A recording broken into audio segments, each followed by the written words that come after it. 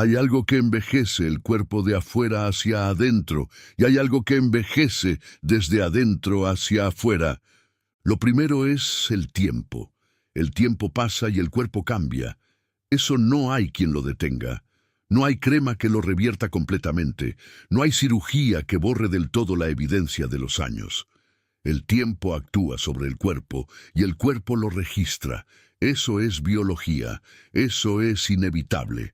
Eso es, también, completamente normal.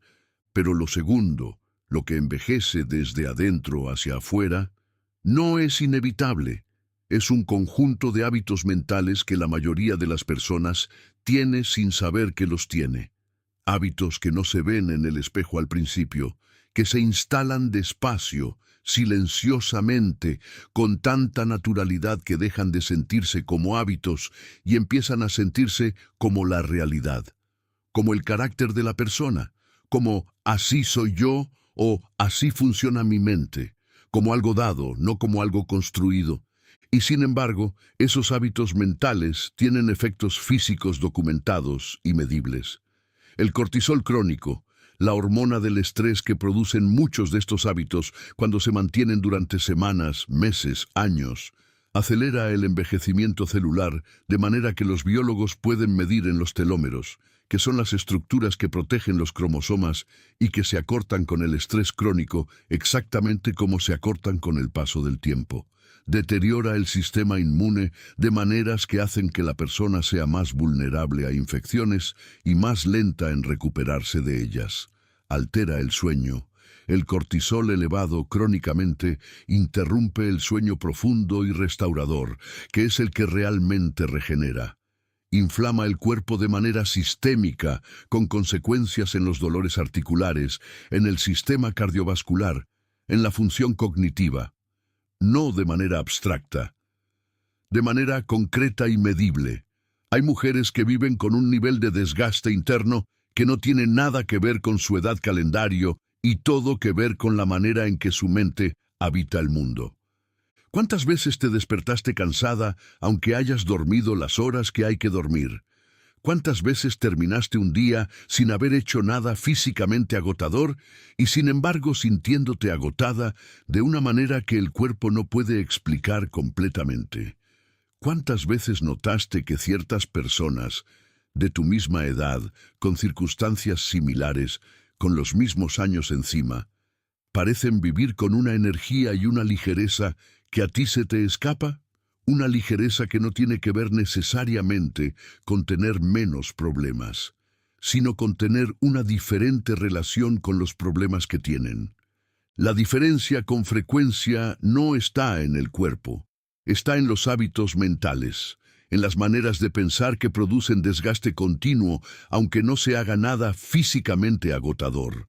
En las conversaciones internas que consumen energía sin producir nada útil. En los patrones de respuesta ante la vida que el estoicismo lleva 2000 años identificando como las fuentes principales del sufrimiento innecesario. El sufrimiento que no viene de lo que pasa, sino de la manera en que la mente procesa lo que pasa. Hoy vamos a ver 12 de esos hábitos, los más comunes, los más dañinos, los que más aparecen en la vida de mujeres de 45 a 70 años cuando hablan con honestidad sobre lo que las desgasta, y para cada uno la perspectiva estoica, que es también, en muchos casos, la perspectiva que la neurociencia moderna confirma desde otro ángulo sobre lo que puede hacerse diferente. Porque envejecer es inevitable, pero envejecer más rápido de lo necesario por hábitos mentales que pueden cambiarse, eso no lo es. Este espacio es tuyo, quédate. El estoicismo tenía algo muy específico que decir sobre la mente y el cuerpo, algo que los neurocientíficos modernos están confirmando con instrumentos que Epicteto y Marco Aurelio no tenían, pero que ellos habían intuido con una claridad que resulta notable incluso a la distancia de 2000 años. La mente y el cuerpo no son compartimentos separados. No funcionan de manera independiente, con la mente arriba tomando decisiones y el cuerpo abajo ejecutándolas. Son un sistema único, y completamente integrado, donde lo que ocurre en un extremo afecta al otro de maneras que la medicina está apenas empezando a comprender en toda su complejidad. Lo que ocurre en la mente, los pensamientos repetitivos que se alimentan solos, las emociones que no se procesan y se instalan, los hábitos de interpretación que se aplican automáticamente a todo lo que llega, tiene consecuencias físicas reales y documentadas: inflamación sistémica, alteraciones del sueño, tensión muscular crónica, cambios en la presión arterial, alteraciones del sistema digestivo, efectos en el sistema inmune. La mente que sufre produce un cuerpo que registra ese sufrimiento de maneras que van mucho más allá de la metáfora, y los estoicos entendieron también lo contrario, algo igualmente poderoso y que la dirección habitual del pensamiento médico con frecuencia no considera: que cambiar los hábitos mentales tiene efectos físicos reales y positivos, que una mente que aprende a no gastar energía en lo incontrolable, a no alimentar la rumiación, a no mantener el sistema nervioso en alerta permanente, anticipando amenazas que en su mayoría nunca llegan, produce un cuerpo que funciona mejor, que descansa mejor, que se recupera mejor, que sufre menos inflamación crónica, que duerme con más profundidad, que envejece diferente, a la velocidad que le corresponde, sin el aceleramiento que producen los hábitos mentales dañinos sostenidos durante años.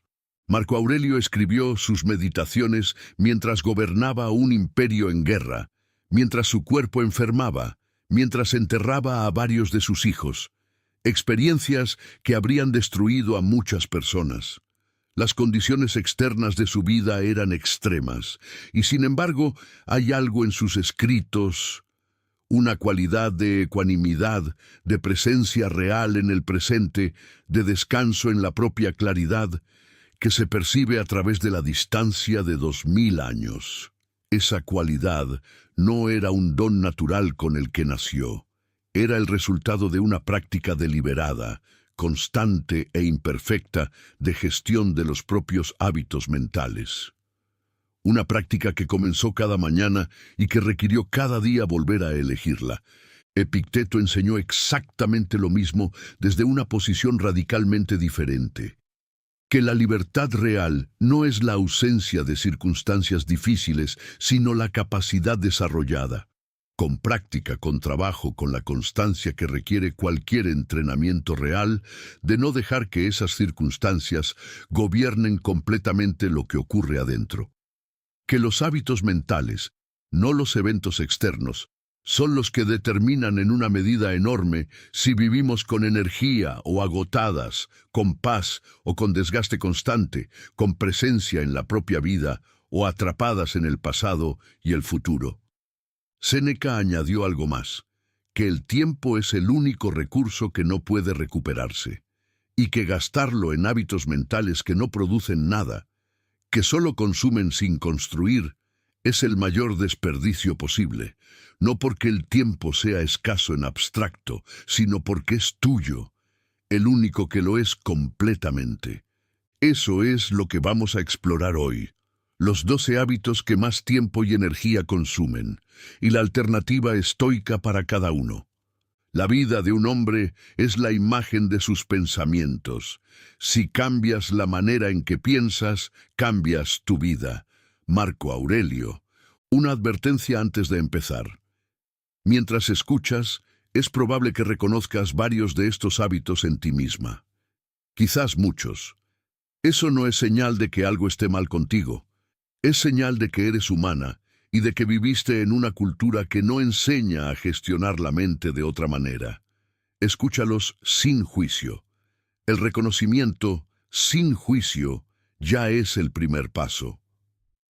Hábito 1. La rumiación.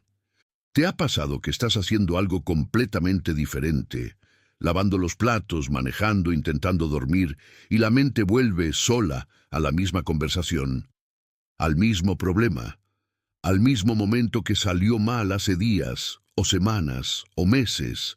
Lo revisas desde un ángulo, luego desde otro, Luego construyes la versión en que dijiste lo que no dijiste. Luego construyes la versión en que todo terminó diferente. Y luego vuelves al principio y lo revisas de nuevo. Eso se llama rumiación, y es uno de los hábitos mentales más costosos en términos de energía y de desgaste físico que existe. No porque pensar sea malo, sino porque la rumiación no produce nada, no resuelve el problema, lo revive, no encuentra soluciones, produce más emoción negativa alrededor del mismo evento, y el sistema nervioso, que no distingue entre lo que está pasando ahora y lo que estás reproduciendo en la mente, responde a esa rumiación como si la situación difícil estuviera ocurriendo en este momento. Produce cortisol, mantiene el cuerpo en alerta, interrumpe el sueño, agota. La neurociencia lo documenta con precisión. La rumiación crónica está asociada con peor calidad del sueño, mayor inflamación sistémica, mayor riesgo de depresión y deterioro cognitivo más rápido con los años. No son datos menores. Y hay algo más que los investigadores del sueño confirman.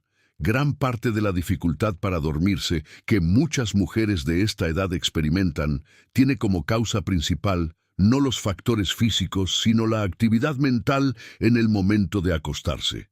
La mente que rumia a las 3 de la mañana no está en modo de descanso, está en modo de trabajo, y el cuerpo paga el costo de ese trabajo con el agotamiento del día siguiente. Confina tus pensamientos al presente. El pasado ya no existe y el futuro todavía no existe. Solo el presente te pertenece. No lo gastes en lo que ya no está. Marco Aurelio. Esto no significa que no puedas pensar en el pasado para aprender de él. El estoicismo distingue entre la revisión útil, la que lleva a un aprendizaje concreto o a una acción posible, y la rumiación, que solo da vueltas sin llegar a ningún lado. La primera tiene sentido, la segunda solo consume. Piensa en Marisa. Marisa tiene 57 años y tiene lo que ella misma llama conversaciones imaginarias con las personas que la irritaron. Las construye con detalle arquitectónico, lo que ella diría exactamente, con qué palabras, lo que el otro respondería, cómo ella respondería a eso, cómo terminaría la discusión, las distintas versiones del final posible. A veces son conversaciones con su exmarido sobre la separación de hace 7 años, cosas que quedaron sin decirse, o que se dijeron mal, o que merecían haberse dicho de otra manera. A veces con su hermana sobre un malentendido de hace 3 años que nunca se resolvió del todo. A veces con una jefa de hace 10 años que la trató de manera injusta en un momento que todavía duele. Todas esas personas han seguido su vida. Han tenido otras conversaciones, otros problemas, otras relaciones. Quizás ninguna de ellas piensa en Marisa con la frecuencia con que Marisa piensa en ellas. Y sin embargo, allí están, presentes, en las conversaciones que Marisa sostiene con ellas en su cabeza. Marisa empezó a llevar un registro simple cuando, en una conversación con su psicóloga, le preguntaron con qué frecuencia ocurría esto.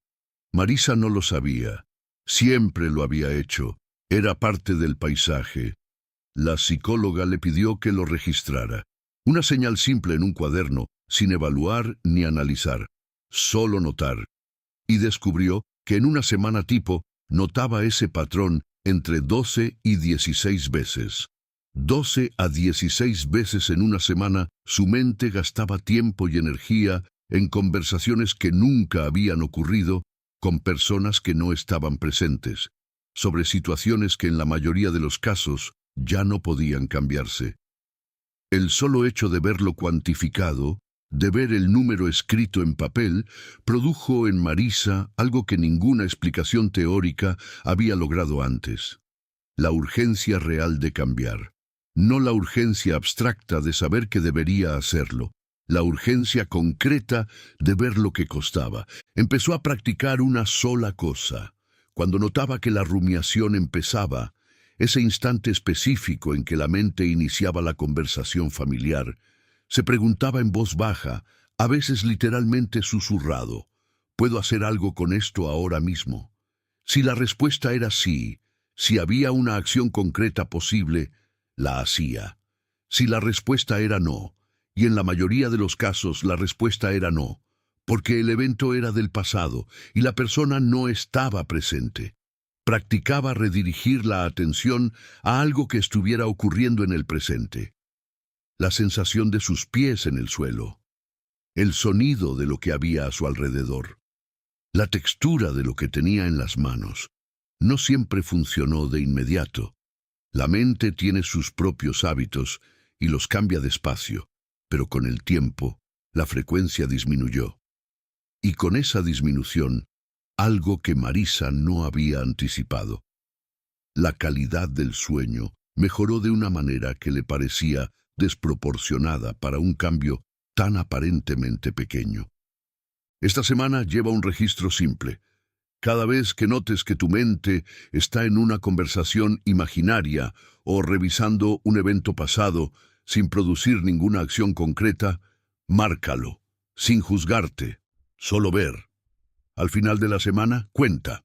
El número que encuentres te dirá más sobre este hábito que cualquier descripción. Y si la rumiación viene del pasado, el siguiente hábito viene del futuro, y es igual de costoso. Hábito 2. La catastrofización.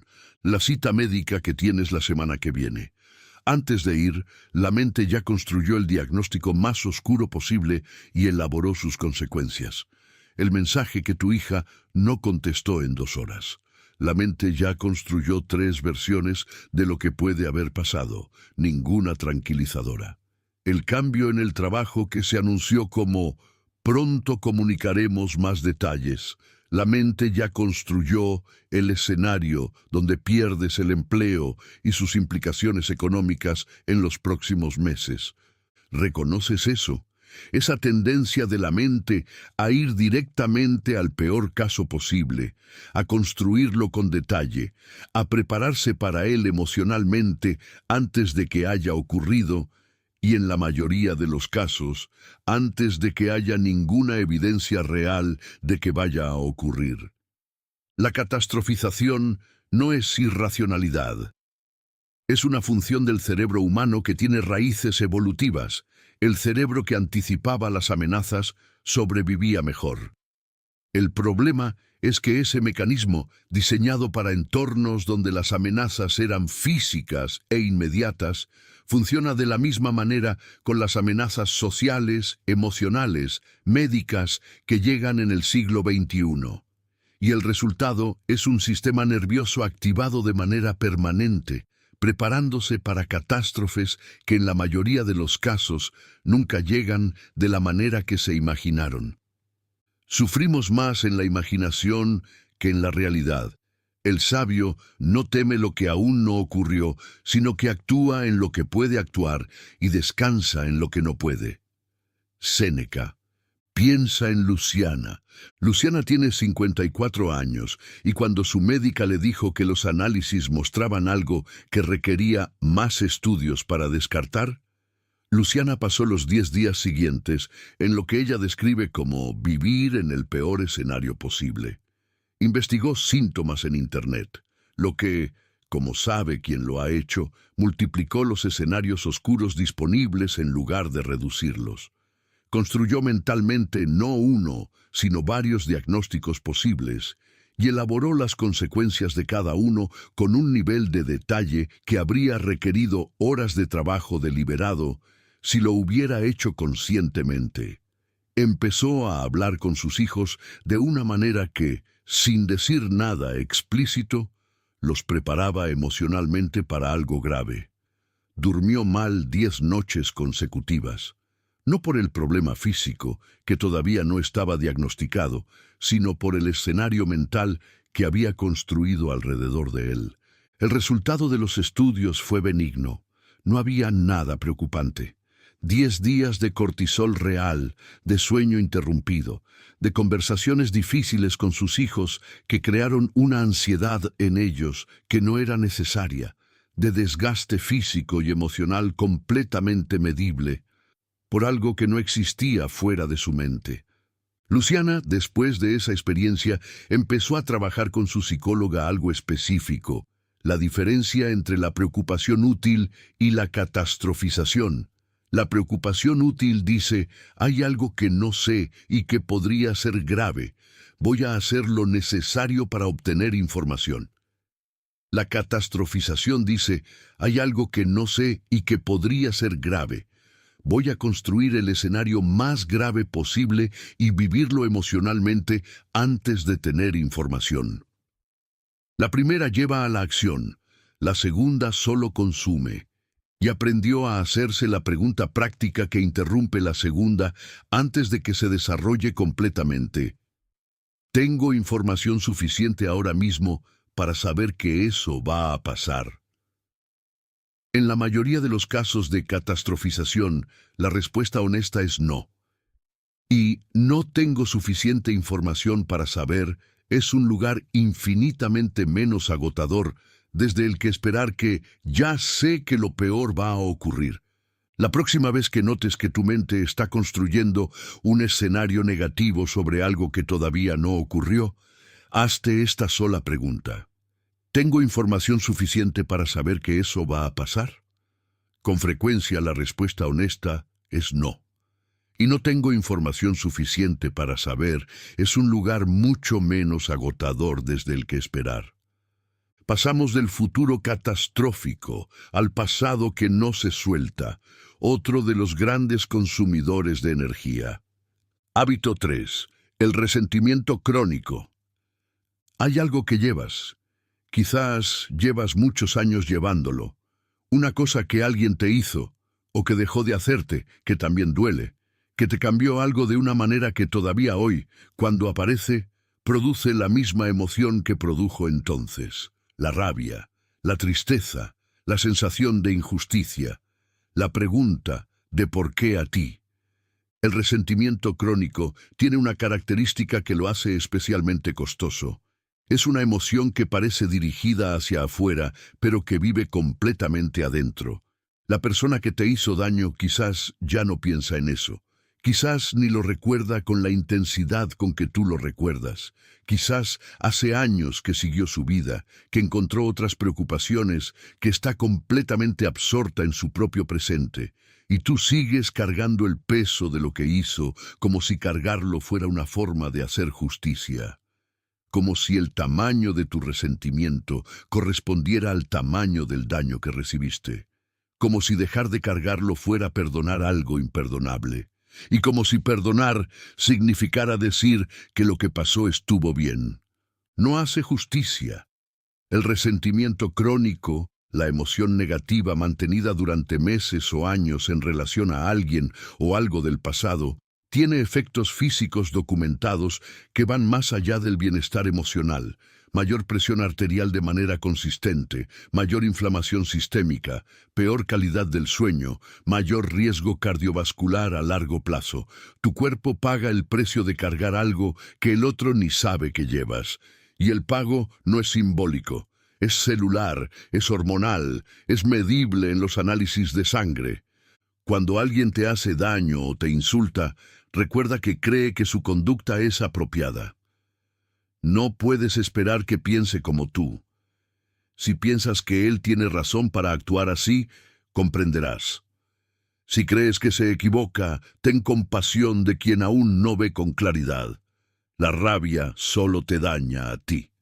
Epicteto piensa en Sandra. Sandra tiene 62 años y lleva 14 cargando algo con su hermano mayor. Una decisión familiar sobre la herencia de sus padres, que se tomó de manera que afectó económicamente a Sandra de una manera que todavía siente cuando piensa en ello. No fue una injusticia menor, fue real, tuvo consecuencias que duran hasta hoy, y su hermano nunca la reconoció completamente ni ofreció la conversación que Sandra necesitaba.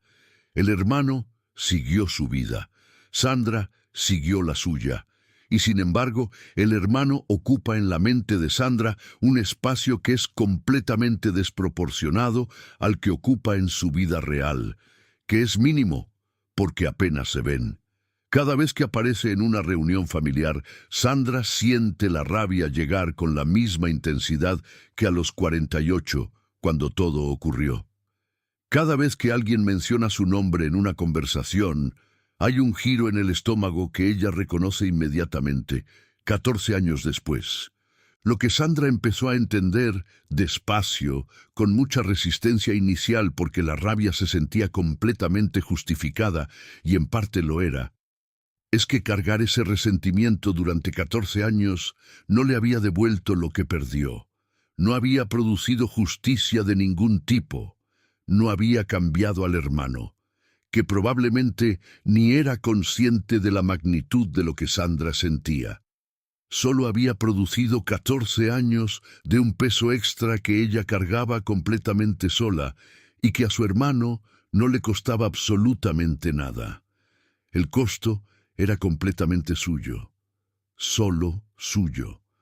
Sandra no llegó al perdón de manera inmediata ni de manera fácil, y el estoicismo no le pedía eso. El estoicismo no dice que las injusticias no importan ni que el daño recibido debe minimizarse.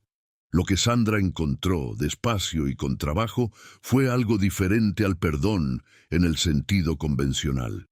La decisión de dejar de pagar ella, con su presente, el costo de algo que otro hizo 14 años atrás. No porque lo que pasó estuviera bien, no porque el hermano mereciera esa liberación, sino porque Sandra merecía más que seguir viviendo en ello, porque había cosas en su vida presente, personas que amaba, proyectos que importaban, momentos que estaban ocurriendo ahora, que merecían el espacio que el resentimiento ocupaba. Identifica algo que cargas en forma de resentimiento. Luego hazte esta pregunta honesta. ¿Cuánto tiempo y energía gasto por semana en este resentimiento? ¿Y qué obtiene a cambio el resentimiento esa inversión? Si la respuesta es nada útil, eso ya es información valiosa sobre si vale la pena seguir cargándolo. Del pasado que no se suelta, pasamos a un hábito que opera en el presente, pero que produce el mismo desgaste. Hábito 4. La comparación constante. ¿Cuántas veces al día comparas tu vida, tu cuerpo, tu situación, tus logros, tu apariencia con la de otras personas? No de manera deliberada y consciente, de manera automática, antes de que puedas elegir si quieres hacerlo. Ves una foto en redes sociales y hay algo que se activa antes de que termines de mirar. Escuchas lo que logró alguien que conoces y hay una reacción inmediata que mezcla alegría genuina por ella y algo más difícil de nombrar, algo que duele de una manera que no siempre puedes ubicar. Ves a una mujer de tu edad, con una energía o una apariencia que te llama la atención, y la mente ya está en la comparación antes de que hayas terminado de verla. La comparación es un hábito mental especialmente costoso, porque no tiene fondo. No hay un punto de llegada, donde la comparación termine con un veredicto satisfactorio. No hay una versión de ti misma que sea suficientemente buena cuando el estándar es todas las otras versiones posibles, porque siempre habrá alguien con más de algo, más dinero, más salud, más energía visible, más hijos que llaman con regularidad, más paz en la cara, más de lo que sea que en este momento sientes que te falta. Y si en algún momento de la comparación estás del lado favorable, la mente busca otro ángulo donde no lo estás. La comparación constante produce una insatisfacción que no puede satisfacerse porque la vara siempre se mueve.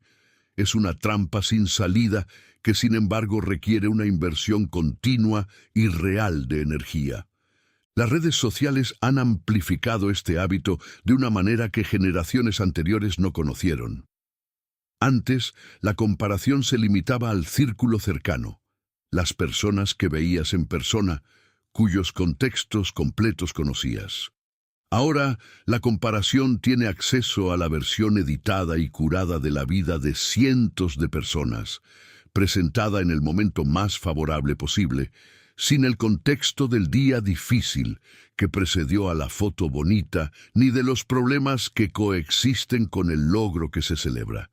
Comparar tu interior completo y sin filtros con el exterior seleccionado de los demás es siempre una comparación injusta.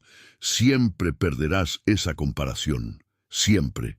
Y el desgaste físico de esa insatisfacción crónica, de ese estado de fondo de no soy suficiente en comparación, que la comparación produce de manera tan consistente, es real y medible. El cortisol que genera la comparación negativa continua tiene los mismos efectos que cualquier otro estresor crónico: inflamación sistémica, desgaste acumulativo, cansancio que no corresponde al esfuerzo físico, deterioro de la calidad del sueño. La comparación no es un problema psicológico menor, es un generador de estrés crónico con consecuencias físicas reales. No te compares con nadie salvo contigo mismo. Compárate con quien eras ayer. Esa es la única competencia que tiene sentido y la única que puede darte información útil. Epicteto. Piensa en Claudia. Claudia tiene 58 años y pasó décadas con lo que su psicóloga eventualmente nombró como ojo comparador automático. La tendencia de ver a cualquier mujer de su entorno y hacer de manera completamente automática y sin poder evitarlo una evaluación de cómo estaba ella en comparación. ¿Mejor? ¿Peor? ¿En qué aspecto específico? Y la evaluación rara vez era neutral. Casi siempre terminaba con Claudia en el lado negativo en alguna dimensión. La otra mujer tenía menos peso, o mejor trabajo, o hijos que llamaban más seguido, o una casa más ordenada, o más energía visible, o algo que Claudia interpretaba como una ventaja en la comparación. El patrón era tan automático que Claudia no lo percibía como un proceso, lo percibía como la realidad, como información objetiva sobre dónde estaba ella en relación al mundo. Tardó en reconocerlo como lo que era: un hábito que gastaba energía constantemente y que producía un estado de fondo de insatisfacción crónica que no tenía base real, porque la misma persona que en un contexto parecía tener más, en otro contexto parecía tener menos. La medida cambiaba. Solo el resultado, Claudia en el lado negativo, era constante. Lo que empezó a cambiar no fue eliminar la comparación de raíz. Eso no es posible de manera inmediata, y tampoco era el objetivo. Fue notar el momento exacto en que empezaba, ese instante específico en que la mente iniciaba la evaluación comparativa, y en ese instante, antes de que la comparación se desarrollara por el camino habitual, practicaba una interrupción deliberada, una sola pregunta que redirigía la energía. ¿En qué crecí yo esta semana? No comparada con nadie, solo ella, comparada con la versión de hace 7 días. Esa pregunta, que al principio parecía demasiado pequeña para producir ningún efecto, fue redirigiendo gradualmente la energía que antes iba a la comparación hacia afuera, hacia la evaluación del propio crecimiento interno. Y desde ese lugar, Claudia empezó a encontrar cosas que antes la comparación le hacía invisibles, que esa semana había aprendido a usar una herramienta digital que antes le daba miedo, que había manejado una conversación difícil mejor que como habría podido manejarla hace un año, que había dicho algo en una reunión que antes no se hubiera animado a decir, cosas reales, completamente suyas, que ninguna comparación con otra persona podría haber revelado, porque eran el resultado de su propio movimiento interno, no de la distancia entre ella y alguien más. Durante 3 días, cada vez que notes que te estás comparando con alguien, redirige la pregunta de ¿cómo estoy yo en comparación con ella? A ¿en qué he crecido yo en los últimos 7 días? No tienes que responder inmediatamente, solo cambiar la dirección de la pregunta ya interrumpe el patrón. La comparación mira afuera. El siguiente hábito: mira adentro, pero de la manera equivocada. Hábito 5. La autocrítica implacable. Le dirías a una amiga querida lo que te dices a ti misma cuando cometes un error, con ese tono, con esas palabras, con esa severidad y esa rapidez con la que te aplicas el juicio. Probablemente no. Probablemente con tu amiga serías comprensiva, buscarías el contexto, reconocerías las dificultades, señalarías lo que hizo bien, le dirías que puede mejorar sin destruir lo que es. Harías exactamente lo que la amiga que amas merece recibir. Y contigo misma, la voz que aparece cuando algo sale mal es completamente diferente, más dura, más inmediata, más absoluta, sin contexto, sin compasión, sin los mismos estándares de trato que aplicarías a cualquier otra persona. La autocrítica implacable es uno de los hábitos mentales más silenciosos y más costosos que existe, precisamente porque se siente justo, se siente como exigencia necesaria, como la única manera de mejorar, como responsabilidad. No lo es. La investigación en psicología lo confirma de manera consistente. La autocrítica severa no produce mejor rendimiento, produce más ansiedad, más miedo al fracaso, más evitación de riesgos y peores resultados a largo plazo que la autocompasión, que es tratar los propios errores con la misma comprensión que le darías a alguien que quieres. La autocompasión no es debilidad, es el entorno mental en el que el crecimiento real ocurre. Cuando te corrijas, hazlo con la amabilidad de un maestro que quiere a su alumno, no con la crueldad de un juez que quiere una condena. Marco Aurelio: piensa en Teresa. Teresa tiene 55 años y cometió un error en el trabajo que tuvo consecuencias reales para su equipo, un retraso en un proyecto importante, conversaciones difíciles con clientes, horas extra para todo el mundo. No fue un error por negligencia, fue una decisión tomada con la mejor información disponible en el momento que resultó equivocada. Esas cosas pasan. En el mundo del trabajo, pasan constantemente. Y Teresa lo sabía intelectualmente. Podía decirlo, podía explicarlo, podía reconocer que en las mismas circunstancias, la misma decisión podría haberla tomado cualquier persona razonable con la información que había. Y sin embargo, la voz interna no distinguía entre el error y la persona. No sirves para esto. ¿Cómo pudiste después de tantos años? Ya deberías saber que esto no funciona así. Todo el equipo te va a recordar por esto. Te van a quitar responsabilidades. 5 días de esa voz, constante, sin pausa, sin matiz, sin contexto. 5 días en que Teresa se levantó agotada antes de empezar el día, porque la noche anterior la mente había continuado el juicio mientras el cuerpo intentaba descansar. Lo que empezó a cambiar en Teresa fue una práctica muy simple que su psicóloga le sugirió cuando describió este patrón.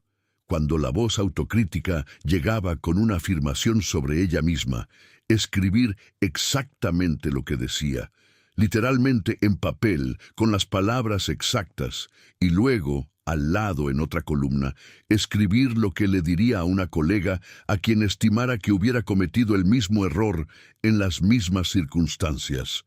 Comparar las 2 columnas. La diferencia era siempre reveladora de una manera que producía una especie de vergüenza, no sobre el error, sino sobre el trato que se aplicaba a sí misma. La columna de la colega era comprensiva, contextualizada, orientada hacia el aprendizaje y hacia adelante. Fue una decisión razonable con la información disponible. Lo que podemos aprender de esto para la próxima vez es... La columna de Teresa sobre sí misma era de una dureza que, vista en papel, le costaba creer que se la aplicara. Palabras que a ninguna colega se las diría, ningún estándar de comprensión. Solo la condena.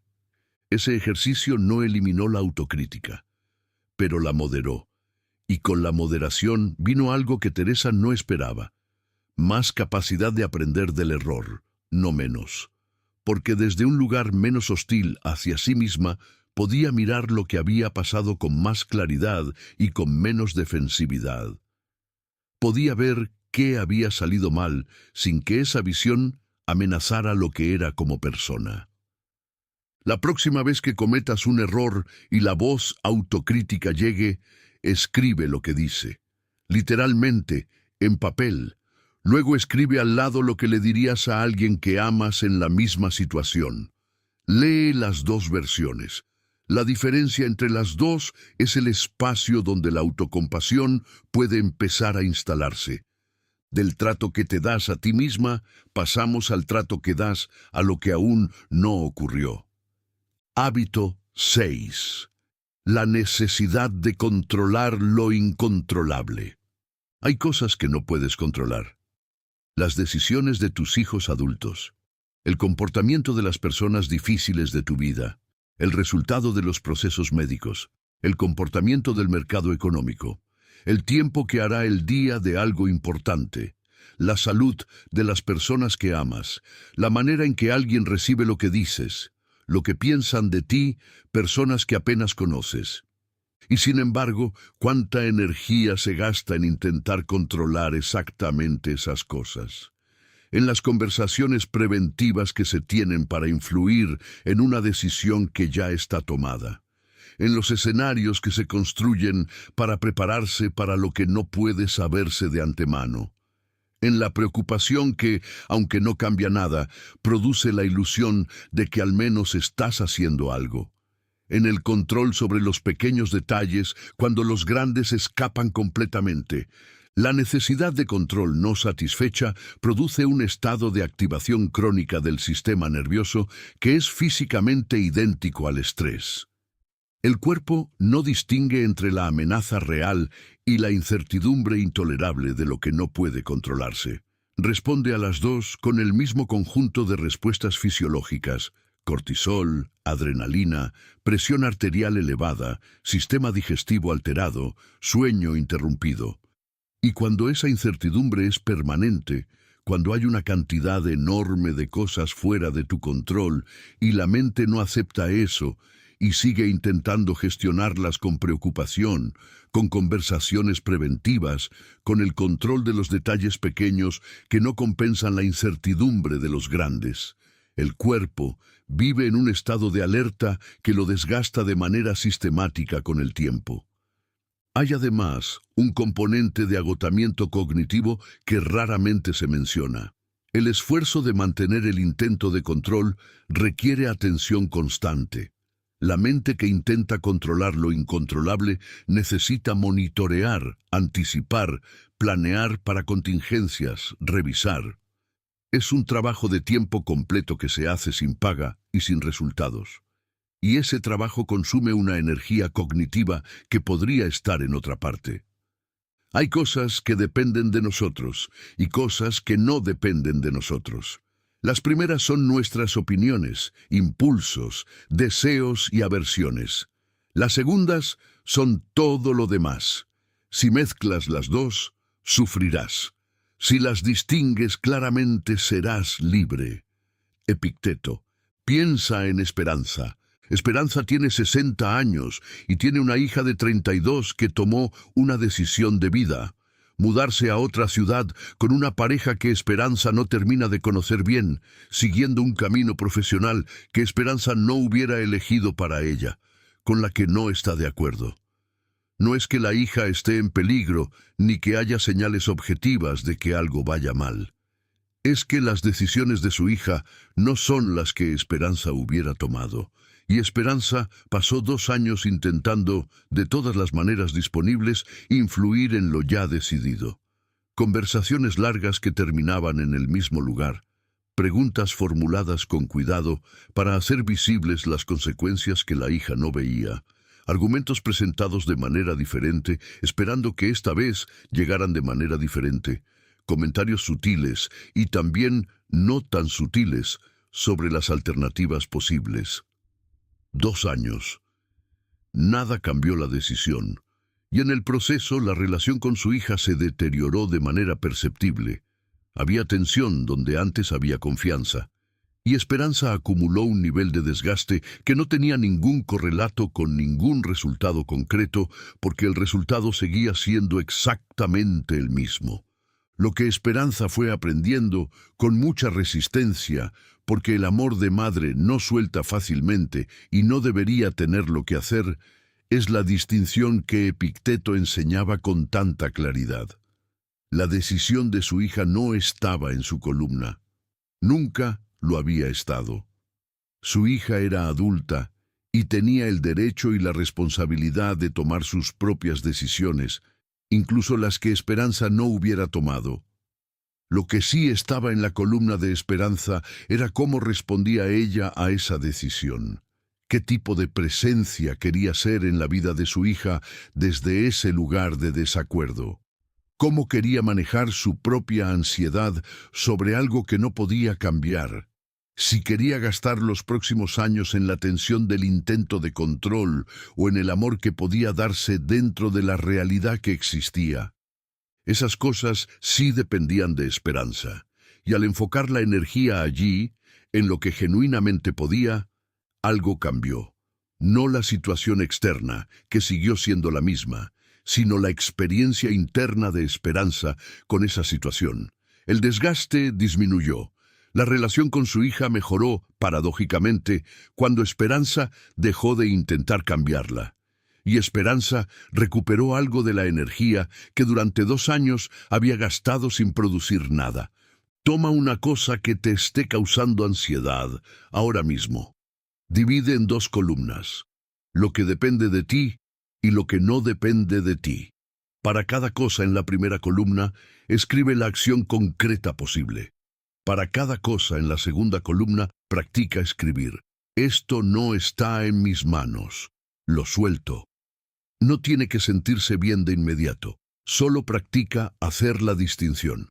Si el control es el intento de manejar afuera lo que no se puede controlar, el siguiente hábito es el intento de manejar adentro lo que tampoco se puede controlar de esa manera.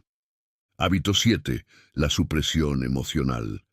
Estoy bien, la respuesta automática que sale antes de pensar si es verdad. La cara que se pone cuando algo duele para que nadie lo note. El no es para tanto que se aplica al propio dolor antes de que alguien externo lo invalide. La energía que se gasta en sostener la compostura cuando lo que se necesitaría es dejar que algo saliera. La supresión emocional es diferente de la regulación emocional.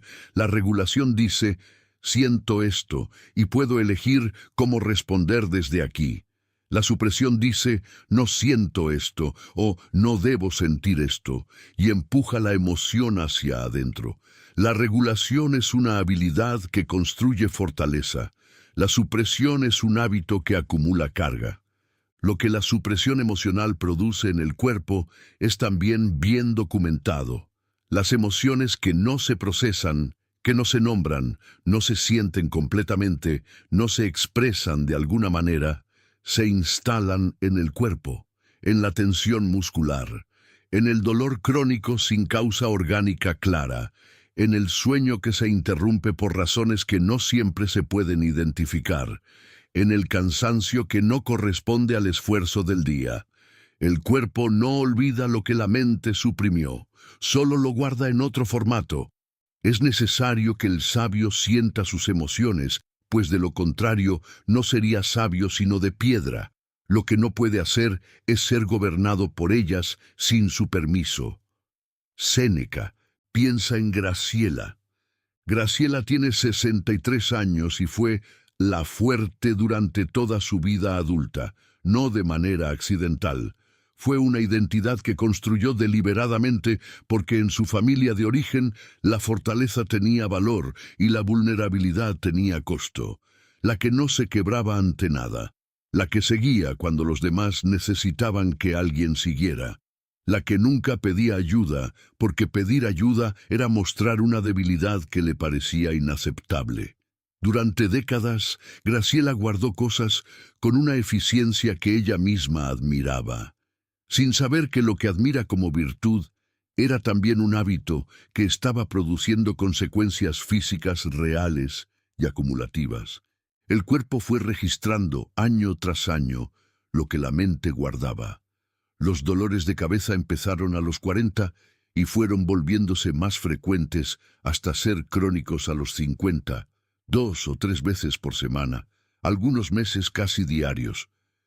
La tensión en el cuello y en los hombros era permanente, tan constante, que Graciela ya no la notaba como algo distinto, sino como el estado normal de ese territorio de su cuerpo. Un cansancio matinal que no correspondía al sueño de la noche anterior. Se acostaba con el cuerpo cansado y amanecía con el cuerpo cansado, como si el sueño no restaurara lo que el día había gastado.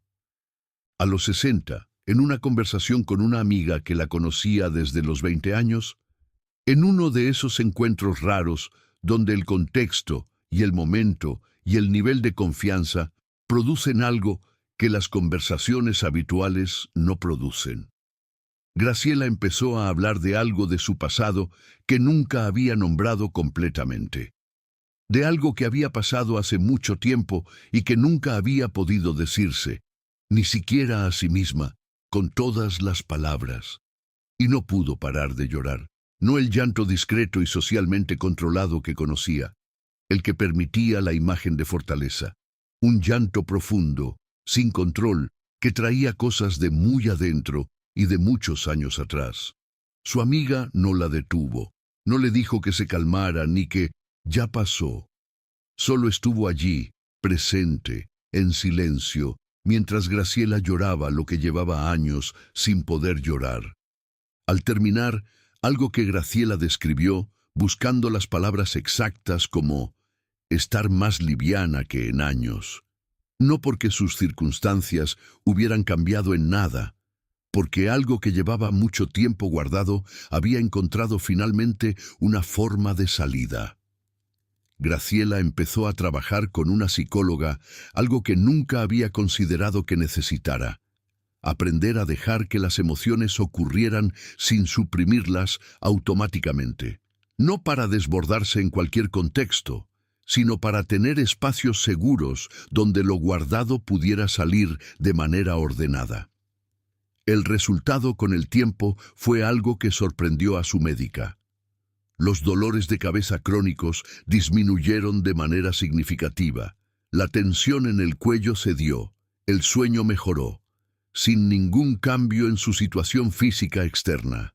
Solo menos supresión, solo más salida. Esta semana crea un espacio de 15 minutos, solo sin interrupciones, donde te preguntes honestamente, ¿qué estoy guardando ahora mismo que no he nombrado? No para resolverlo, solo para nombrarlo. En un cuaderno si eso ayuda, en voz baja si eso funciona mejor, solo nombrarlo. El primer paso de procesar algo es siempre poder decirlo. De lo que se guarda adentro, pasamos a lo que se anticipa afuera con un gasto de energía que raramente se justifica. Hábito 8. Vivir para la aprobación ajena. ¿Cuántas decisiones tomas basándote total o parcialmente en lo que van a pensar? No en lo que dicen, en lo que imaginas que van a pensar, anticipado sin información real. La decisión de trabajo que no tomaste porque ¿qué va a decir la familia? El look que no usas porque ¿qué van a pensar en la reunión? La opinión que no expresas en voz alta porque no quiero crear conflicto. El viaje solo que postergaste porque van a pensar que algo está mal. Las cosas que haces que en realidad no quieres hacer porque si no voy van a pensar que estoy mal. Las cosas que dejas de hacer que sí quieres porque va a parecer raro a estas alturas. Hay una dimensión de este hábito que raramente se nombra explícitamente: la cantidad de tiempo mental que consume. No solo las decisiones que se evitan o se posponen, sino el proceso previo, la deliberación larga sobre lo que van a pensar, la anticipación de las posibles reacciones, la preparación de justificaciones por si acaso, la revisión posterior de si la decisión que se tomó fue bien recibida. Todo ese proceso tiene un costo cognitivo real que opera como un trabajo de tiempo parcial no remunerado que la mente hace en segundo plano constantemente. Y hay algo más que produce este hábito, una vida que no termina de ser completamente tuya. Porque una vida gobernada por la aprobación imaginaria de audiencias imaginarias no puede tener el centro dentro de ti. Tiene el centro afuera, en la mirada de otros. Y eso produce una sensación difusa pero persistente de no terminar de ser quien eres, de estar siempre presentando una versión de ti misma que ha pasado por el filtro de lo que se espera, en lugar de simplemente ser. Vivir para la aprobación ajena no es solo un problema de autoestima, es una fuente de agotamiento constante y real. Porque la aprobación ajena nunca puede garantizarse completamente, y cuando el bienestar interno depende de algo que no puede controlarse, el estado resultante es de inseguridad permanente. Esa inseguridad crónica produce el mismo cortisol, el mismo desgaste, el mismo envejecimiento acelerado que cualquier otro estresor crónico. No es un problema menor. Es uno de los hábitos mentales que más energía consume de manera más silenciosa. ¿Cuánto tiempo libre ganarías si dejaras de preocuparte por lo que otro piensa, dice o hace, y te ocuparas solamente de hacer que cada una de tus acciones sea justa y santa? Marco Aurelio. Piensa en Mirta. Mirta tiene 61 años y pasó décadas tomando decisiones con lo que ella ahora llama el tribunal imaginario en la sala. No un tribunal físico ni explícito, un conjunto de personas cuya aprobación percibida importaba de manera decisiva. Su madre, que había fallecido hacía 6 años, pero cuya voz internalizada seguía completamente activa. Sus amigas de siempre, con quienes había crecido y con quienes compartía el contexto cultural que juzgaba ciertas cosas de ciertas maneras. El vecindario donde vivía desde hacía 20 años. El imaginario colectivo vago y omnipresente de la gente. Cada decisión importante pasaba por ese tribunal antes de tomarse.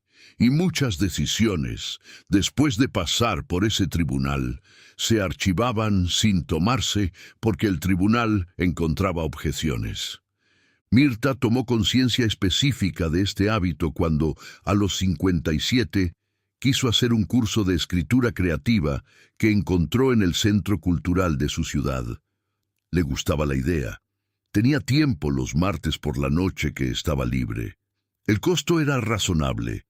Y sin embargo tardó 6 meses en inscribirse porque esperaba que llegara el momento en que pudiera hacerlo sin que pareciera raro.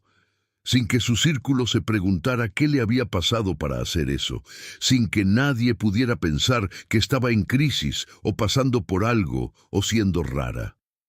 6 meses esperando la aprobación imaginaria de personas que ni siquiera sabían que el curso existía. Finalmente se inscribió, no porque llegara el momento correcto, no llegó, sino porque se cansó de esperar un permiso que nadie iba a dar. La gente no dijo nada. O dijo, qué bueno, sin ningún subtexto. O no dijo nada en absoluto porque estaba demasiado ocupada con su propia vida para tener una opinión formada sobre las actividades nocturnas de Mirta. Y Mirta se quedó con esa experiencia, tan pequeña en lo externo, tan significativa en lo interno, como evidencia concreta de que el tribunal imaginario no era la realidad.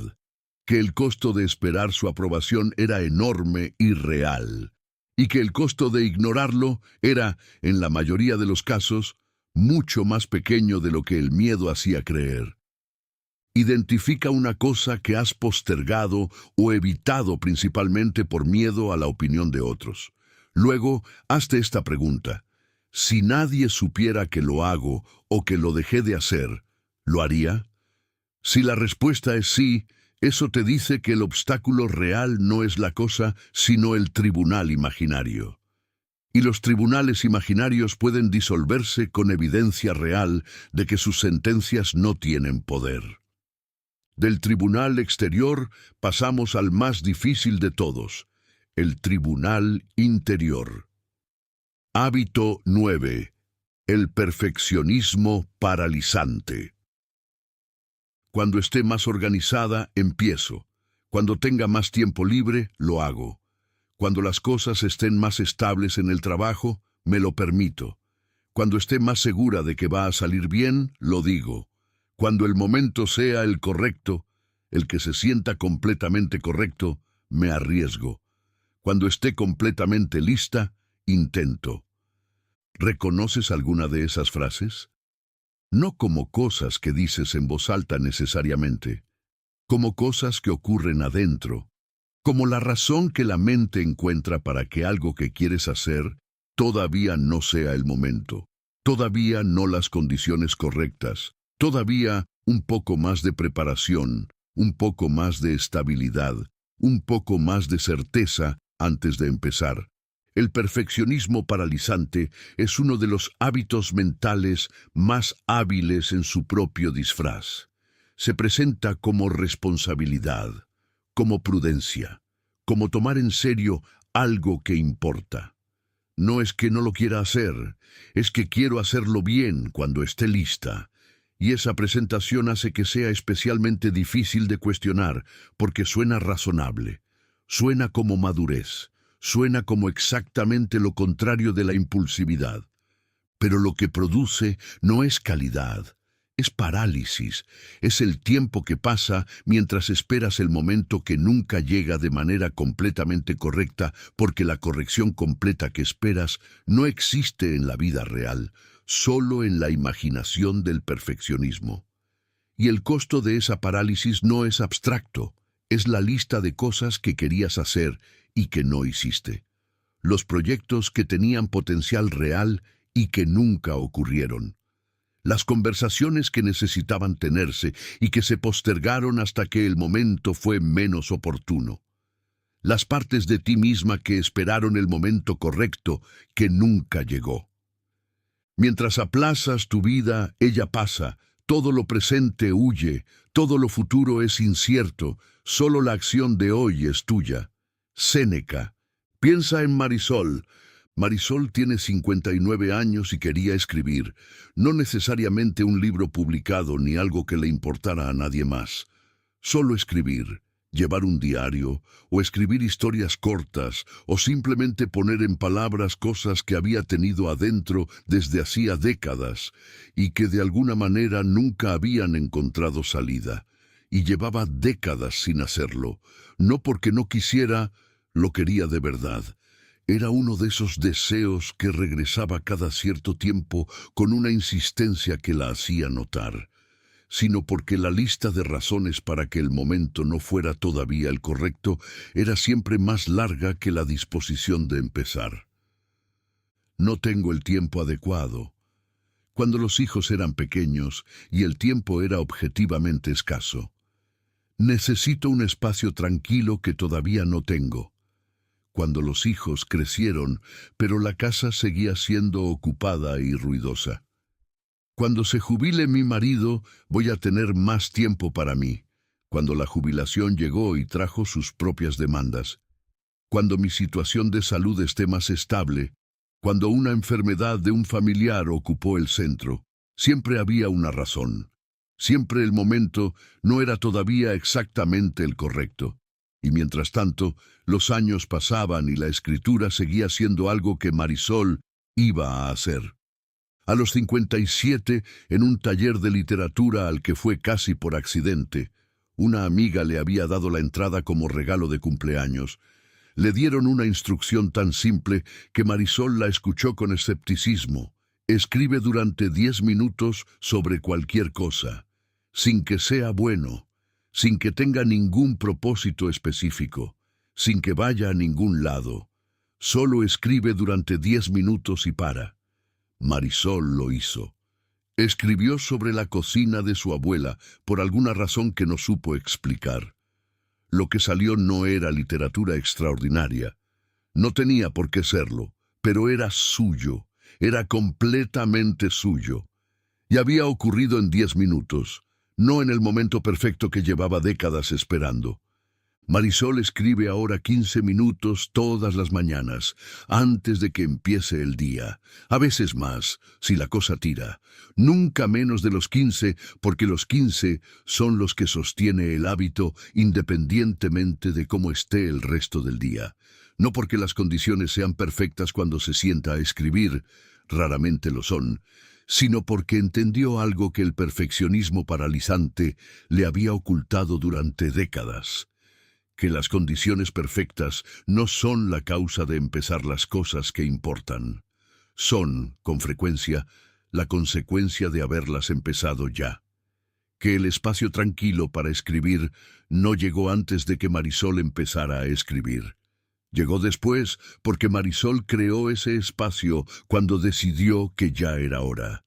Identifica algo que has postergado esperando el momento correcto o las condiciones perfectas. Luego, hazte esta pregunta. ¿Cuál es la versión más pequeña posible de esto que podría empezar esta semana, aunque las condiciones no sean perfectas? No la versión completa, la más pequeña. El primer paso concreto que no requiere que nada más esté en su lugar primero. Hazlo, esta semana. Del perfeccionismo que impide empezar, pasamos a un hábito que impide descansar. Hábito 10. La mente que no para. Estás en una cena con personas que quieres y parte de tu mente está en la conversación del trabajo de mañana. Estás en el jardín en un momento de quietud y la mente empieza a construir la lista de lo que hay que hacer antes del fin de semana. Estás con tu nieta viendo algo juntas y hay una parte de ti que está en otro lado, en la consulta médica de la semana que viene, en el problema que no tiene solución todavía, en el correo que olvidaste responder, la incapacidad de estar completamente en el presente, de estar aquí, en este momento, con lo que hay. No es solo un problema de disfrute, es un hábito que consume energía de manera constante y que impide que el sistema nervioso descanse de verdad. Porque el descanso real, el que regenera, el que restaura, requiere que la mente esté en el presente. El cuerpo puede estar quieto y la mente en 5 lugares a la vez, y en ese caso el cuerpo no descansa aunque parezca que sí. Los estudios sobre el vagabundeo mental, la tendencia de la mente a alejarse del presente hacia el pasado o el futuro, muestran que las personas están con la mente en otro lugar entre el 30 y el 50% del tiempo mientras están despiertas, y que ese vagabundeo mental se correlaciona consistentemente con menores niveles de bienestar, independientemente de qué estén haciendo o pensando cuando la mente se va. Confina tus pensamientos al presente. Quien vive en el pasado y en el futuro no vive en ningún lado. Quien vive aquí, ahora, tiene todo lo que necesita. Marco Aurelio. Piensa en Ana. Ana tiene 56 años y cuando intentó describir su vida cotidiana para su psicóloga, usó una frase que la sorprendió a ella misma al decirla: «Estoy siempre en otro lado». No de manera ocasional, de manera que se había convertido en el estado de base. En el trabajo, una parte de la mente estaba en la casa o en los hijos o en la cita médica de la semana que viene. En la casa, la mente estaba gestionando lo del trabajo o anticipando lo que vendría al día siguiente. En las vacaciones, que deberían ser el tiempo de descanso, la mente estaba ya parcialmente en lo que esperaba al regresar. En los momentos diseñados para relajar, la mente estaba haciendo listas, resolviendo problemas, anticipando conversaciones. Ana raramente estaba completamente en donde estaba, y el resultado, que había tardado años en ver, porque el hábito era tan constante que ya no podía percibirse como hábito, sino como el funcionamiento normal de una mente activa. Era un agotamiento que no correspondía al esfuerzo físico del día, pero que era completamente real. Se acostaba cansada después de días que no habían sido físicamente agotadores. Se despertaba sin el descanso que el sueño debería haber producido, porque incluso durmiendo el sistema nervioso no llegaba a la desactivación que el descanso real requiere. Ana empezó a practicar algo que al principio le pareció demasiado simple para producir ningún efecto real. Cuando notaba que la mente se había ido, que estaba en la cena, pero pensando en el trabajo, que estaba con su nieta, pero en la consulta médica del jueves, no se regañaba por ello. Solo hacía una cosa. Buscaba algo físico y concreto en el presente donde anclar la atención. Apoyar los pies en el suelo y notar la sensación de ese contacto, poner una mano sobre la mesa y sentir la temperatura y la textura de la superficie, notar el sabor de lo que estaba comiendo, pequeños anclajes físicos completamente sensoriales que traían la atención de vuelta al único lugar donde la vida ocurría de manera real, el presente. Con el tiempo, y esto tomó meses de práctica inconsistente, no días de práctica perfecta, Ana empezó a notar algo que no esperaba, que los momentos ordinarios tenían una riqueza que antes no percibía porque no había estado completamente en ellos. Una conversación con su hija que duró 20 minutos y que Ana recordó al día siguiente con una viveza y un detalle que las conversaciones de los años anteriores, donde había estado a medias, raramente dejaban. Una tarde de domingo que se sintió realmente descansante en lugar de solo transcurrida. Una cena con amigos que al llegar a casa la dejó con energía en lugar de agotada. Ana dice que no se convirtió en una persona que siempre está completamente presente. Eso no existe, y el objetivo no era la perfección. Se convirtió en alguien que nota cuando la mente se va y tiene una herramienta para traerla de vuelta. Y esa diferencia, ese pequeño poder de retorno, cambió la calidad del descanso, la calidad del disfrute y, en consecuencia, la calidad de la energía disponible para el resto de las cosas. Esta semana, elige una actividad cotidiana: comer, caminar, tomar el café de la mañana, y practica estar completamente en ella durante su duración. No multitarea, no planificar mientras comes, no revisar el teléfono mientras caminas, solo estar completamente en esa cosa mientras dura. Es más difícil de lo que parece, y más nutritivo de lo que imaginas. Del presente que no se habita, pasamos a un hábito que tiene sus raíces en el miedo al futuro. Hábito 11. La queja crónica. Hay una diferencia fundamental entre nombrar algo que duele o que es difícil. Eso es honestidad, eso es necesario para procesar lo que pasa y construir una narrativa donde lo difícil es siempre el centro y lo único. Donde cada conversación, si se deja seguir su camino natural, vuelve a los mismos problemas. Donde la primera respuesta a ¿cómo estás? Es siempre la lista de lo que no funciona, de lo que duele, de lo que no debería ser así. Donde hay una historia sobre la propia vida que está organizada alrededor de la escasez, de lo que falta, de lo que se perdió, de lo que no llegó, en lugar de alrededor de lo que existe. La queja crónica no cambia lo que se queja. Eso es lo que el estoicismo señala con una claridad que no deja espacio para la confusión. Si algo puede cambiarse con una acción, cámbialo.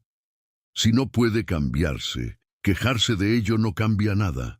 Solo produce la emoción negativa alrededor de la situación sin producir ninguna acción útil. La queja que no lleva a ninguna acción concreta es energía gastada en puro malestar. No alivia, no resuelve, solo consume. Pero hay algo más que la queja crónica produce y que raramente se menciona.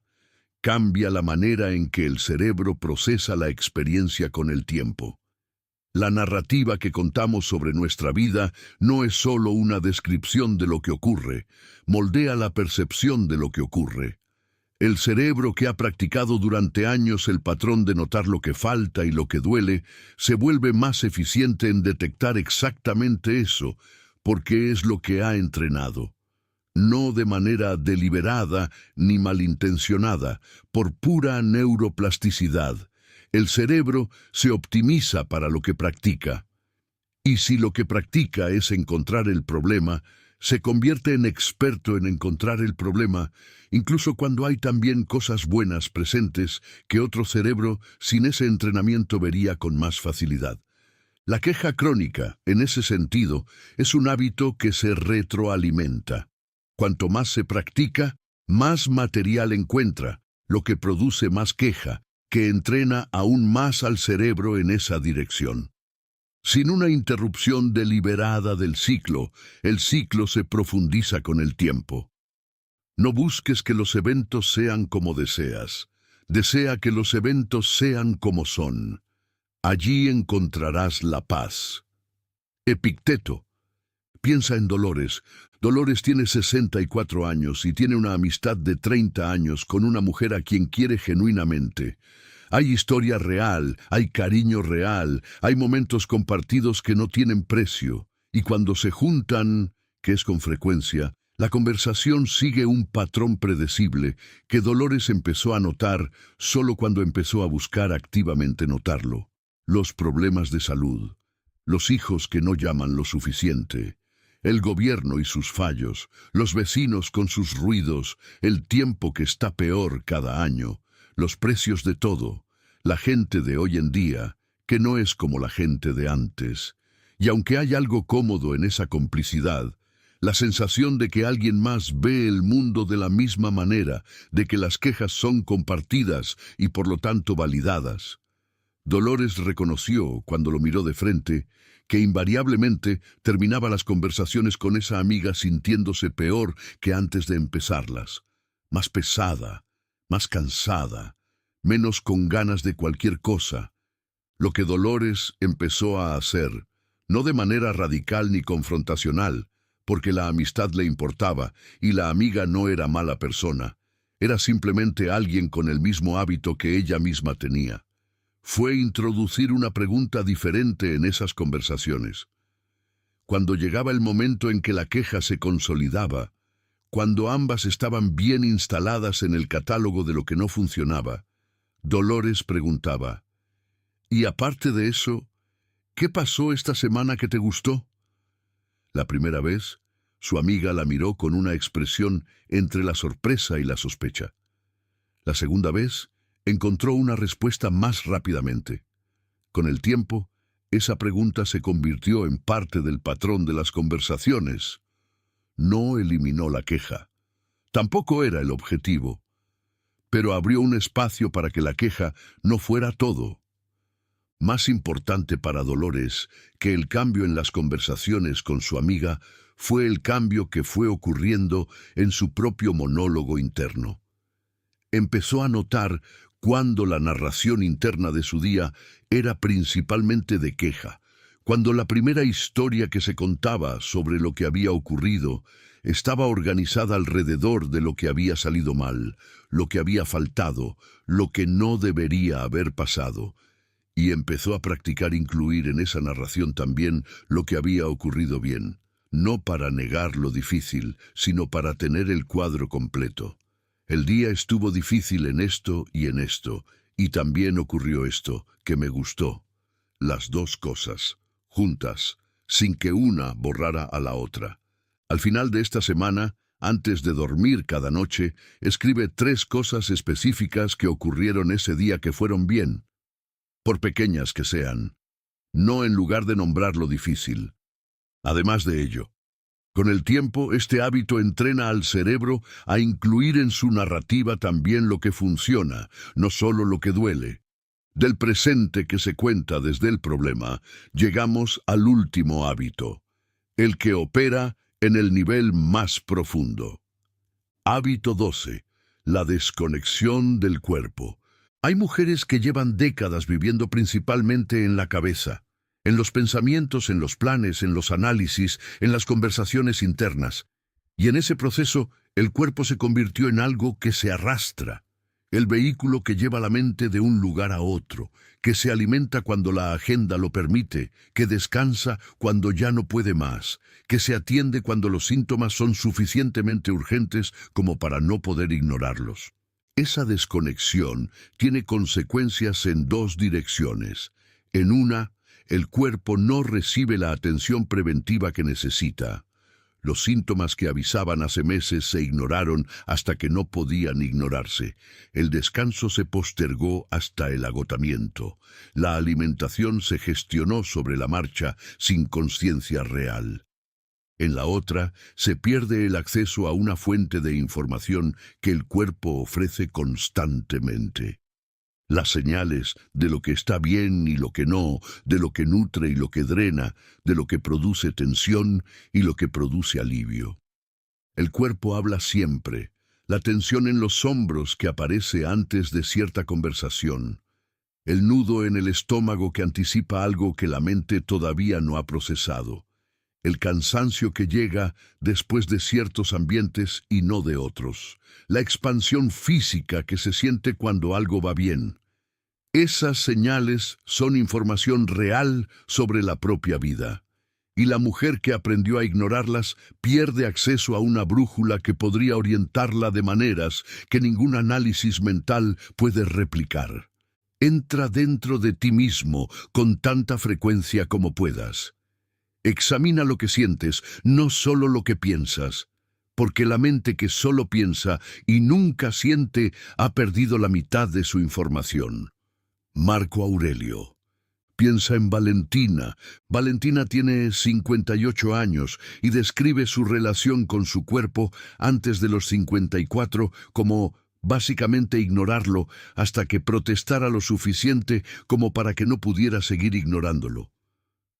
El cuerpo protestaba y Valentina negociaba los tiempos. Si aguantaba hasta el fin de semana, descansaba entonces. Si el dolor era tolerable, podía seguir.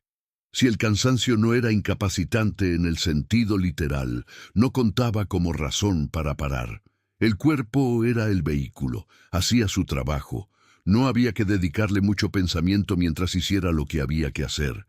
La contractura cervical, que no cedía con nada de lo que Valentina intentaba, la llevó finalmente a una fisioterapeuta que trabajaba también con la dimensión emocional de las tensiones físicas. Y la fisioterapeuta, después de trabajar con el cuello durante varias sesiones, le preguntó algo que Valentina no esperaba. ¿Qué pasaba en tu vida cuando esto empezó? Valentina lo pensó y pudo identificar el período exacto.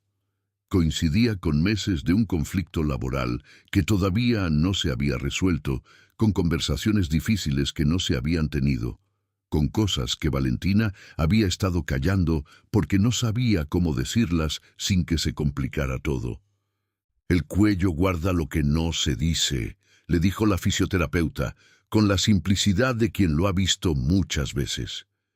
Y lo que lo libera completamente no es solo el masaje, es que lo que se tiene que decir, se diga. Valentina no lo resolvió todo de inmediato, pero empezó a prestar atención de una manera diferente. La fisioterapeuta le enseñó el inventario corporal. Una vez al día, parar durante 2 minutos y recorrer el cuerpo desde los pies hasta la cabeza, notando qué estaba presente. No para resolver nada, no para diagnosticar nada, solo para notar con atención real. ¿Dónde hay tensión? ¿Qué está apretado? ¿Qué se siente pesado o cerrado? ¿Qué lleva tiempo allí sin que yo lo haya reconocido conscientemente? Valentina empezó a descubrir cosas que no sabía que estaban, porque nunca se había detenido a notar. La tensión en el cuello derecho que aparecía específicamente después de ciertas conversaciones. No todas, no cualquier conversación difícil, sino las conversaciones donde callaba algo que necesitaba decir. Un peso en el pecho que aparecía de manera consistente los domingos por la tarde, en anticipación de la semana laboral, que no aparecía de la misma manera antes de semanas, que incluían cosas que le gustaban. Una ligereza física real, localizable, específica, en los momentos después de caminar al aire libre, que no tenía después del gimnasio, aunque el gimnasio fuera técnicamente más ejercicio. El cuerpo tenía información más fina y más honesta que cualquier análisis mental sobre qué la agotaba y qué la restauraba. Valentina aprendió a usar esa información. Empezó a tener las conversaciones que el cuello le decía que necesitaba tener. Empezó a reorganizar algunos domingos por la tarde de manera que tuvieran algo que le gustara en lugar de solo la anticipación de lo que venía. Empezó a incluir caminatas al aire libre, no como ejercicio, sino como restauración deliberada. Pequeños ajustes, todos basados en información que el cuerpo le daba y que antes no escuchaba. Y la contractura cervical, finalmente, cedió. Hoy, antes de dormir, pon las 2 manos sobre el pecho y pasa 2 minutos haciendo un inventario simple. ¿Qué siente mi cuerpo ahora mismo? No qué piensa, qué siente, sin juzgar lo que encuentres, sin tratar de resolver nada, solo notar. Ese acto de atención, repetido con constancia, construye una conexión con el cuerpo que tiene consecuencias en la salud, en las decisiones y en la calidad de la vida cotidiana que van mucho más allá de lo que parece. 12 hábitos. 12 maneras en que la mente puede envejecer el cuerpo antes de tiempo. 12 fuentes de desgaste que operan de manera silenciosa y constante, sin que nadie las haya programado deliberadamente, sin que nadie haya elegido tenerlas conscientemente, pero con efectos físicos reales que se acumulan con los años y que muchas mujeres atribuyen al paso del tiempo, cuando en realidad son el resultado de hábitos que pueden cambiarse. La rumiación que no deja dormir, la catastrofización que fabrica sufrimiento antes de que ocurra nada.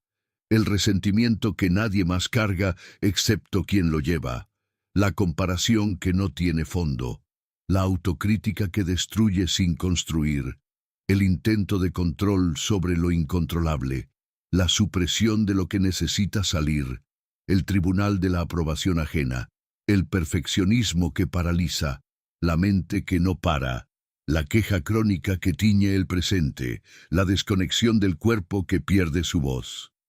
12 hábitos. Y detrás de todos ellos, un patrón común que el estoicismo identificó con una claridad que la neurociencia moderna confirma. El sufrimiento innecesario. El que no viene de las circunstancias, sino de la manera en que la mente responde a las circunstancias. Es la fuente principal del desgaste que envejece antes de tiempo. No el trabajo, no las dificultades de la vida, no el paso de los años, la manera en que la mente habita todo eso. Y la noticia importante, la que quiero que te lleves más allá de todo lo que vimos hoy, es esta. Los hábitos mentales se pueden cambiar, no de un día para otro, no todos a la vez, no sin esfuerzo ni sin retrocesos, pero se pueden cambiar. La neuroplasticidad, la capacidad del cerebro de formar nuevas conexiones y de debilitar las viejas cuando se les da menos uso, funciona a cualquier edad. El cerebro de 60 años no tiene la misma plasticidad que el de 20, pero sí tiene plasticidad real y suficiente para que los cambios en los hábitos mentales produzcan efectos medibles en el bienestar, en la calidad del sueño, en la energía, en la salud física. El estoicismo lleva 2000 años diciendo exactamente eso. No porque lo llamaran neuroplasticidad. Ese vocabulario no existía, sino porque entendieron, desde la experiencia y desde la observación cuidadosa de cómo las personas viven, que la manera en que una persona piensa determina en una medida enorme la calidad de su vida. Y que esa manera de pensar no es fija, no es el carácter inmutable con el que se nace, es un conjunto de hábitos. Y los hábitos, por definición, se pueden entrenar y cambiar. Marco Aurelio practicó la gestión de los propios hábitos mentales en las condiciones más difíciles que puedas imaginar para hacerlo. No desde una vida tranquila y protegida donde era fácil mantenerse ecuánime, desde el gobierno de un imperio en guerra permanente, desde la pérdida de varios de sus hijos, desde la enfermedad que lo acompañó durante años, desde la traición de personas en quienes había confiado. Y lo que escribió en sus meditaciones ese diario completamente privado, que nunca fue destinado a ser publicado, que escribía para sí mismo como práctica de ajuste diario, es el registro detallado de alguien que elegía todos los días, en la medida de lo que podía, no dejar que los hábitos mentales dañinos gobernaran su experiencia. No lo logró perfectamente. Sus meditaciones no son el diario de quien ya llegó, son el diario de quien sigue trabajando en ello. Hay páginas en las que se corrige por haberse enojado más de lo que consideraba justificado. Páginas en las que se recuerda a sí mismo principios que ya conoce, pero que en la práctica de ese día no aplicó. Páginas en las que la lucha contra sus propios hábitos mentales es completamente visible. No llegó perfectamente, practicó con constancia imperfecta, y esa constancia imperfecta es exactamente lo que produjo los resultados. Eso es lo que te propongo hoy. No la transformación perfecta de todos los hábitos a la vez, la práctica constante, un hábito a la vez. El que más reconociste como tuyo mientras escuchabas, el que más energía te ha costado en silencio, el que, si empezaras a trabajarlo esta semana, produciría la diferencia más grande en la calidad cotidiana de tu vida. Elige uno, solo uno, y esta semana practica la alternativa que vimos. No para siempre todavía, solo para esta semana. Y la semana que viene, si quieres, una semana más. Mereces la energía que recuperarás cuando estos hábitos tengan menos poder sobre ti. Mereces la paz que viene de una mente que no se consume a sí misma innecesariamente. Mereces el descanso real que llega cuando el sistema nervioso finalmente puede desactivarse, porque no hay rumiación, no hay catastrofización, no hay resentimiento crónico manteniéndolo en alerta. Mereces envejecer a la velocidad que le corresponde a tu edad real, no 10 años antes, por hábitos que pueden cambiarse con práctica y con tiempo. No estás sola en este camino. Antes de irte, la pregunta que más me importa que respondas en los comentarios. ¿Cuál de estos 12 hábitos reconociste como el más tuyo? No el que te pareció más interesante de escuchar, el que más te llegó porque te lo reconociste, el que mientras lo describíamos te hizo pensar, eso soy yo. Quizás con algo de incomodidad, quizás con algo de alivio de que alguien finalmente lo nombrara así. Y si puedes, cuéntame también, ¿cuál es el paso concreto y específico que vas a dar esta semana para empezar a trabajar ese hábito? No el plan completo de transformación. El primer paso, el más pequeño posible. El que no requiere que nada más esté en su lugar primero. Escríbelo aquí, no para mí, para ti, porque existe algo que la psicología confirma y que el sentido común también sabe. Cuando una decisión que está solo en el pensamiento se convierte en palabras escritas, se vuelve más real, más sostenible, más probable de mantenerse cuando llegue el día difícil, y siempre llega el día difícil, en que el hábito viejo quiere volver con toda su fuerza habitual. Las palabras escritas son el ancla que recuerda por qué empezaste. Y dime también desde dónde me escuchas, desde qué país, desde qué ciudad, desde qué momento de tu vida llegaste hasta este video hoy. Siempre me importa saberlo, porque este canal no es un monólogo, es una conversación, y lo que ustedes traen a los comentarios es parte de lo que hace que valga la pena seguir. Si este video te dio algo útil, un reconocimiento, una perspectiva, una herramienta concreta que puedas usar, suscríbete al canal. Aquí seguiremos explorando juntos el estoicismo aplicado a la vida real de las mujeres. Cómo pensar mejor, cómo vivir con más paz, cómo envejecer con más de lo que importa y menos de lo que no sirve. Activa la campanita y si conoces a alguien, una amiga, una hermana, una hija, que sientes que está cargando alguno de estos hábitos con un costo que no debería pagar, comparte este video. A veces el regalo más importante que le puedes dar a alguien que quieres es ayudarle a ver lo que no podía ver sola. Hasta la próxima. Cuídate bien, desde adentro, con la misma atención que le das al mundo de afuera. Nos vemos pronto.